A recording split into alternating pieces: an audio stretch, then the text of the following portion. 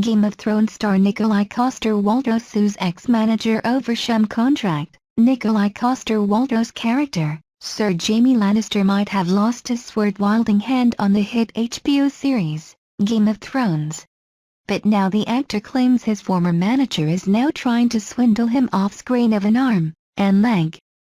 The Hollywood Reporter states that the 47-year-old Danish star sued former manager, Jill Littman, and her talent agency on Friday, claiming she is seeking commissions she is not owed.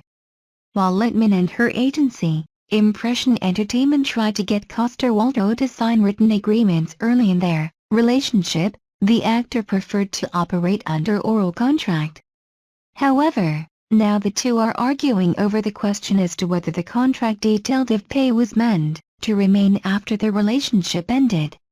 In the case, Littman cited written deals between 2011 and 2014, claiming he was to pay her commission even if they stopped working together, but Coster-Waldau claims they are Sham documents that are not binding on him, and that the two only had a verbal agreement within those terms dating all the way back to 2006. He asserts that he would only pay Littman 10% of his pay while she represented him. In 2011, the actor and his former manager decided he should have a 3-year, A1 visa, a condition available from the U.S. government to foreign nationals considered to have extraordinary abilities in various disciplines, including the arts.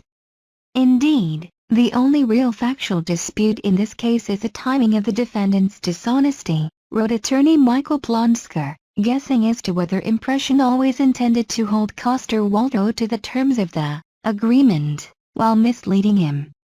He adds that in either case, the Game of Thrones actor is entitled to a declaration that the Sham documents are not and have never been binding contracts, as well as compensatory and punitive damages for defendants' disloyal and fraudulent conduct. The actor asked the court for a temporary restraining order directing Impression from proceeding with the settlement.